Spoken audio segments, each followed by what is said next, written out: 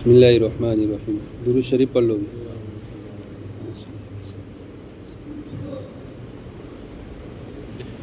دوسرا شخص جس کے لیے بد دعا کی گئی وہ ہے جس کے سامنے نبی کریم صلی اللہ علیہ وسلم کا ذکر مبارک ہو اور وہ درود نہ پڑھے۔ اور بھی بہت سی روایت میں یہ مضمون وارد ہوا ہے۔ اسی وجہ سے بعض علماء کے نزدیک جب بھی نبی کریم صلی اللہ علیہ وسلم کا ذکر مبارک ہو تو سننے والوں پر درود شریف کا پڑھنا واجب ہے۔ حدیث بالا کے علاوہ اور بھی بہت سی وعید اس شخص کے بارے میں وارد ہوئی ہے جس کے سامنے حضور صلی اللہ علیہ وسلم کا تذکرہ ہو اور وہ درود نہ بھیجے۔ بعض حدیث میں اس کو شقی اور بخیل تر لوگوں میں شمار کیا ہے، نیز جفاکار اور جنت کا راستہ بھولنے والا، حتیٰ کہ جہنم میں داخل ہونے والا اور بددین تک فرمایا ہے۔ یہ بھی وارد ہوا ہے کہ وہ نبی کریم صلی اللہ علیہ وسلم کا چہرہ انور نہ دیکھے گا۔ محققین علماء نے ایسی روایت کی تعویل فرمائی ہو، مگر اس سے کون انکار کر سکتا ہے کہ درود شریف نہ پڑھنے والے کے لیے آپ صلی اللہ علیہ وسلم کے ظاہر ارشادات اس قدر سخت ہے کہ ان کا تحمل دشوار ہے۔ اور کیوں نہ ہوں کہ آپ صلی اللہ علیہ وسلم کے احسانات امت پر اس سے کہیں زیادہ ہیں کہ تحریر و تقریر ان کا احسا کر سکیں۔ اس کے علاوہ آپ صلی اللہ علیہ وسلم کے حقوق امت پر اس قدر زیادہ ہے کہ ان کو دیکھتے ہوئے درود شریف نہ پڑھنے والوں کے حق میں ہر وعید اور تنبیہ بجا اور موضوع معلوم ہوتی ہے۔ خود درود شریف کے فضائل اس قدر ہیں کہ ان سے محرومی مستقل بدنصیبی ہے۔ اس سے بڑھ کر کیا فضیلت ہوگی کہ جو شخص نبی کریم صلی اللہ علیہ وسلم پر ایک مرتبہ درود بھیجے، حق تعالیٰ شان اس پر 10 رحمتیں فرماتے ہیں۔ نیز فرشتوں کا اس کے لیے دعا کرنا، گناہوں کو معاف ہونا، درجات کا بلند ہونا، احد پہاڑ کے برابر ثواب کا ملنا، شفاعت کا اس کے لیے واجب ہو جانا وغیرہ وغیرہ امور مزید برآں۔ نیز اللہ جل شانہ کی رضا، اس کی رحمت، اس کے غصے سے امن، قیامت کے ہول سے نجات، مرنے سے پہلے جنت میں اپنا ٹھکانہ دیکھ لینا وغیرہ وغیرہ بہت سے وعدے درود شریف کی خاص مقداروں پر مقرر فرمائے گئے ہیں۔ ان سب کے علاوہ درود شریف سے تنگی معاشیت اور فقر دور ہوتا ہے، اللہ اور اس کے رسول صلی اللہ علیہ وسلم کے دربار میں تقرب نصیب ہوتا ہے، دشمنوں پر مدد نصیب ہوتی ہے اور دل کی نفاق اور زنگ سے صفائی ہوتی ہے، لوگوں کو اس سے محبت ہوتی ہے۔ اور بہت سی بشارتیں ہیں جو درود شریف کی کثرت پر احادیث میں وارد ہوئی ہے۔ فقہاء نے اس کی تصریح کی ہے کہ ایک مرتبہ عمر بھر میں درود شریف کا پڑھنا عملاً فرض ہے اور اس پر علماء مذہب کا اتفاق ہے۔ البتہ اس میں اختلاف ہیں کہ جب نبی کریم صلی اللہ علیہ وسلم کا ذکر مبارک ہو ہر مرتبہ درود شریف کا پڑھنا واجب ہے یا نہیں۔ بعض علماء کے نزدیک ہر مرتبہ درود شریف کا پڑھنا واجب ہے اور دوسرے بعض کے نزدیک مستحب ہے۔ تیسرے وہ شخص ہیں جس کے بوڑھے والدین میں سے دونوں یا ایک موجود ہو اور ان کی اس قدر خدمت نہ کرے کہ جس کی وجہ سے جنت کا مستحق ہو جائے۔ والدین کے حقوق کی بھی بہت سی احادیث میں تاکید آئی ہے۔ علماء نے ان کے حقوق میں لکھا ہے کہ مباح امور میں ان کی اطاعت ضروری ہے۔ نیز یہ بھی لکھا ہے کہ ان کی بے ادبی نہ کرے، تکبر سے پیش نہ آئے اگرچہ وہ مشرک ہو، اپنی آواز کو ان کی آواز سے اونچی نہ کرے، ان کا نام لے کر نہ پکارے، کسی کام میں ان سے پیش قدمی نہ کرے، امر بالمعروف اور نہی المنکر میں نرمی کرے، اگر قبول نہ کرے تو سلوک کرتا رہے اور ہدایت کی دعا کرتا رہے، غرض ہر بات میں ان کا بہت احترام ملحوظ رکھے۔ ایک روایت میں آیا ہے کہ جنت کے دروازوں میں سے بہترین دروازہ باپ ہیں، تیرا جی چاہے اس کی حفاظت کر یا اس کو ضائع کر دے۔ ایک صحابی رضی اللہ تعالیٰ نے عرض کیا کہ حضور صلی اللہ علیہ وسلم سے دریافت کیا کہ والدین کا کیا حق ہیں؟ آپ صلی اللہ علیہ وسلم نے فرمایا وہ تیری جنت ہے یا جہنم، یعنی ان کی رضا جنت ہے اور ان کی ناراضگی جہنم ہے۔ ایک حدیث میں آیا ہے کہ فرما بردار بیٹے کی محبت اور شفقت سے ایک نگاہ والد کی طرف ایک مقبول حج کا ثواب رکھتی ہے۔ ایک حدیث میں ارشاد ہے کہ شرک کے سوا تمام گناہوں کو جس قدر دل چاہے اللہ تعالیٰ معاف فرما دیتے ہیں، مگر والدین کی نافرمانی کا مرنے سے پہلے دنیا ہی میں وبال پہنچتا ہے۔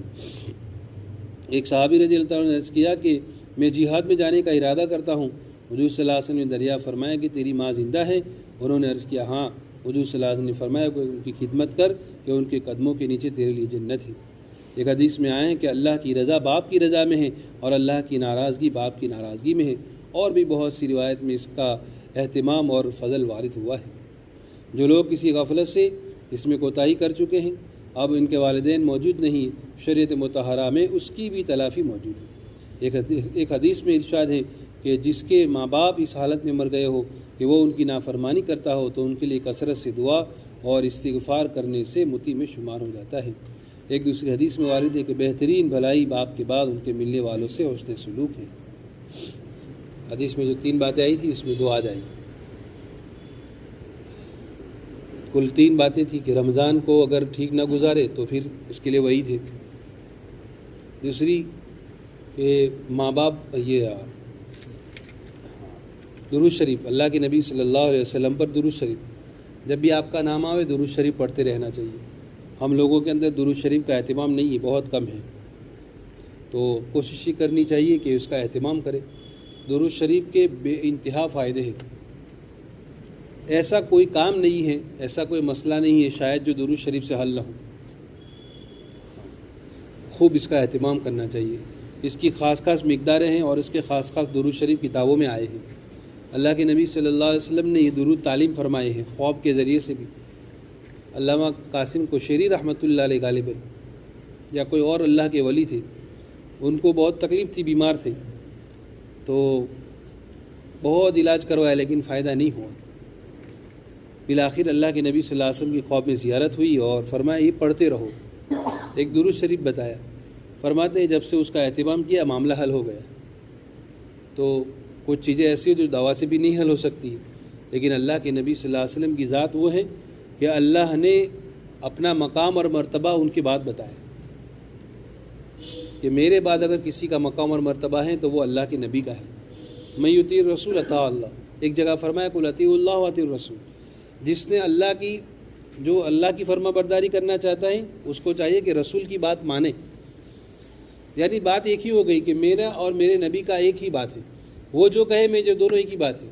یہاں تک اللہ کے نبی صلی اللہ علیہ وسلم کا مقام اور مرتبہ بیان فرمایا. تو آپ کی ذات کے اوپر درود شریف پڑھنا یہ بہت خیر اور بہت بلائی ہے. تیسرا امور ماں باپ کی خدمت ہے. یہ اللہ کے نبی صلی اللہ علیہ وسلم نے بہت فضیلت اس کی بیان فرمائی ہے خدمت کے بارے میں. ایک حدیث میں یہ فرمایا، جب پوچھا گیا کہ میری خدمت کا حقدار کون، فرمایا تیری ماں، پھر فرمایا تیری ماں، پھر فرمایا تیری ماں، 3 مرتبہ. تو ماں خدمت کے اعتبار سے زیادہ حقدار ہے، اس لیے کہ علماء نے لکھا ہے کہ عورت صنف نازک ہے، کمزور ہے. بے اعتبار خدمت کے ماں کا حق زیادہ ہے، لیکن عظمت میں باپ کا حق زیادہ ہے. ادب میں، وقار میں، عظمت میں، مشورے میں، تجارتی امور میں باپ کا حق زیادہ ہے، ماں کا نہیں. کیونکہ ماں کو تجارت سے کیا لینا دینا، اس کا تو اس سے کوئی مطلب نہیں ہے. تو جن امور میں مردوں کا حق زیادہ ہے اس میں باپ کا حق زیادہ ہوگا، اور جن امور میں عورتوں کا حق زیادہ ہوگا اس میں ماں کے حق میں سب سے بڑی یہی ہے کہ وہ کمزور ہے تو اس کی خدمت کی جاؤ، اس کی ضرورت کا خیال رکھا جاؤ. یہ امت پر اس درجہ فرض ہے جتنا یہ نبھا سکتے ہو. باقی ماں باپ کچھ ایسے ہوتے ہیں کہ اولاد کو ایسی سچویشن میں ڈال دیتے ہیں کہ اولاد گمراہ ہو جائے. بیٹے کو اتنا پڑھاتے ہیں، اتنا سمجھاتے ہیں کہ بیوی کو طلاق دے دے.